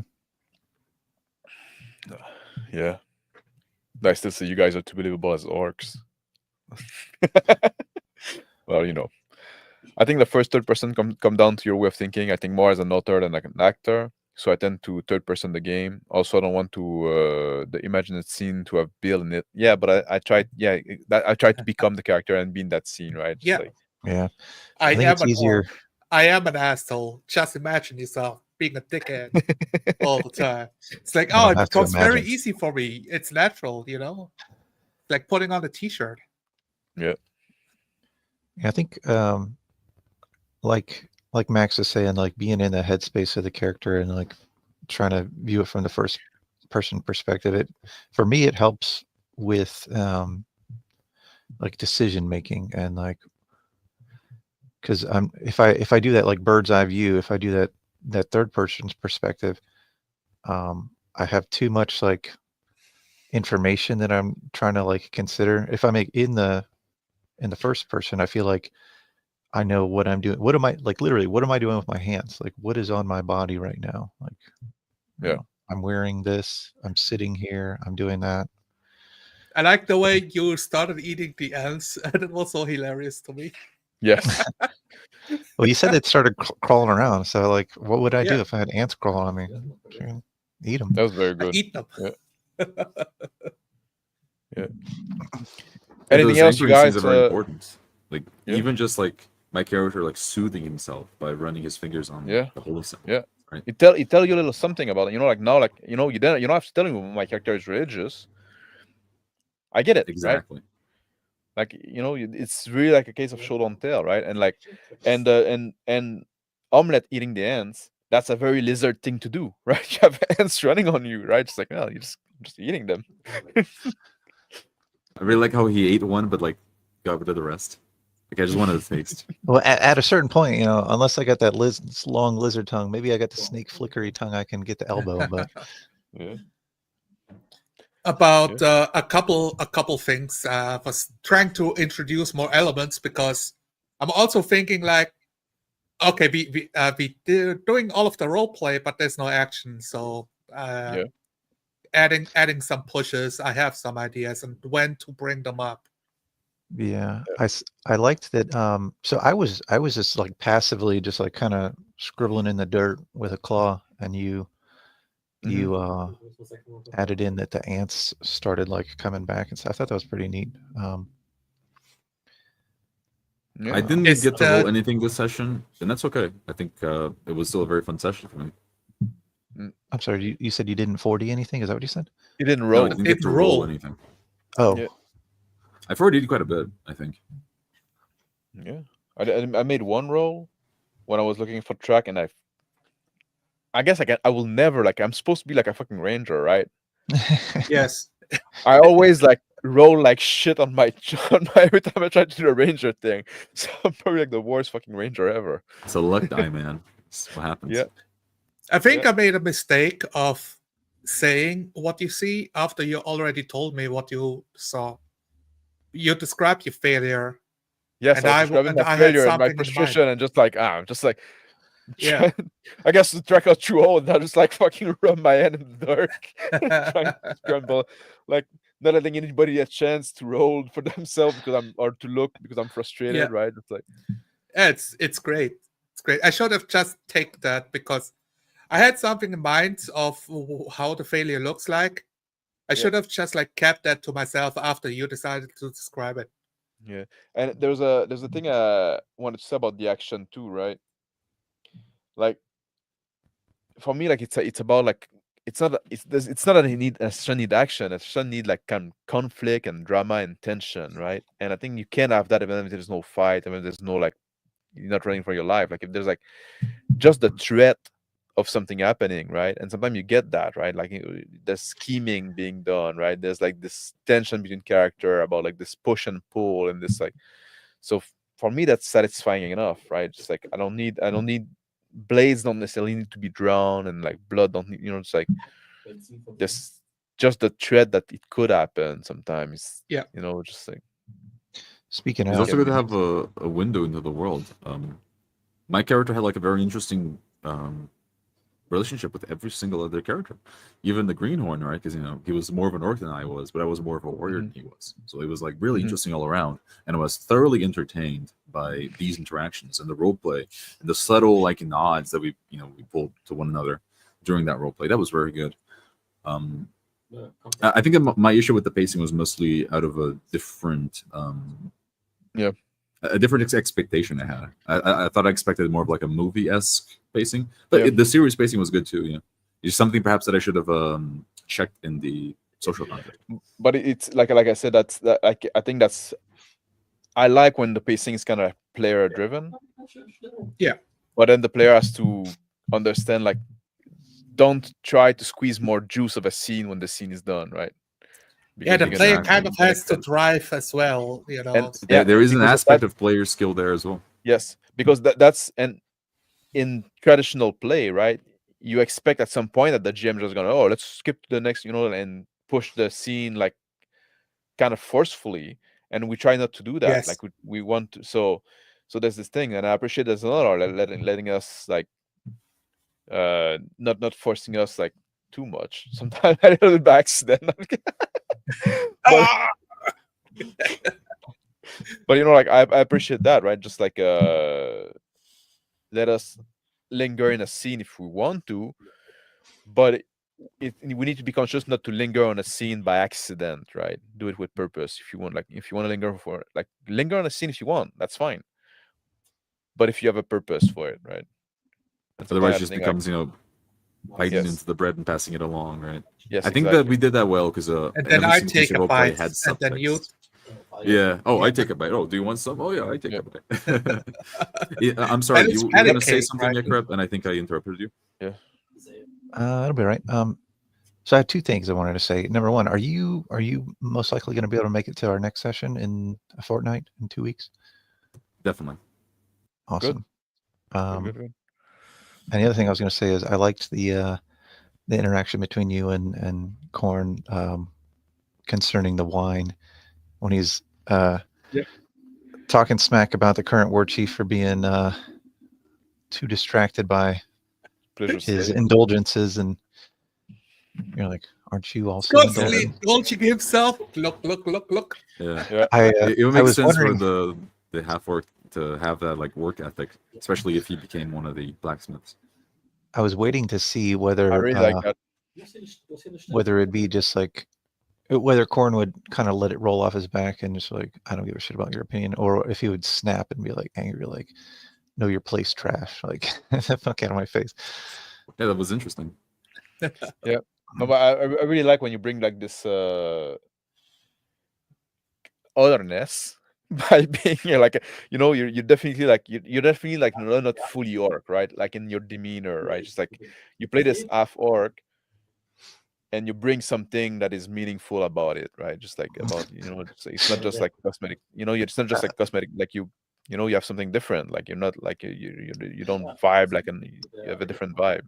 Well, I think what was it you said? You're like, you're a why character. was your mother a pleasure slave? Yeah. It's so perfect. Yeah. Oh, does this hit a little close to home for you? Is that why you're upset about me trash talking? I was going back and forth, yeah. And we were so quick on the like snap responses, really good. And I turned right back and like, oh no, wine is your pleasure slave, right? Saying that, well, if you become a war chief, then you have to be careful with the alcohol. Yeah. I like having the NPC with the group, because at some point I just like asked like, I think I've asked like why would they attack us? This is our territory, like to Karn, right? Yeah. Like so that you can establish more about the site of like where does the tree stand?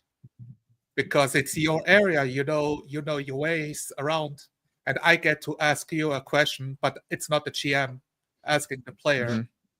I can be the NPC who wants to know something.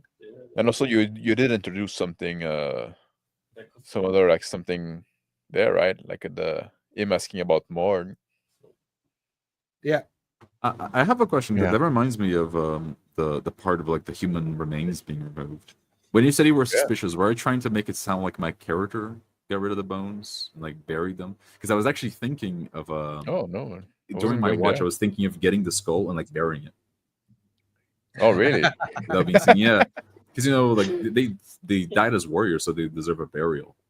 Yeah.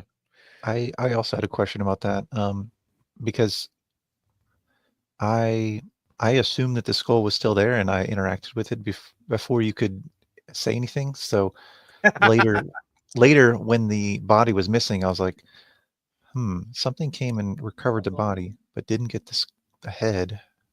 Did I like step on the GM's toes and like mess something up? No, it's totally fine. Oh well, I mean, I can imagine a maybe scenario so. where If I am a bit more careful with how I imagine things, I guess the skull could have been gone too, you know. But like those things happen, and I'm not too fussed about those details. I think it still fits perfectly with the scene of You found the what I body, then you see imagine the skull happens. around. Yeah. yeah. Like I I mean, it's assume it's possible human that Yeah, sorry. Yeah, I was to gonna a say, certain yeah. extent, you have to roll with the punches. Like when I made Kaharn be in the forge, right? Yeah.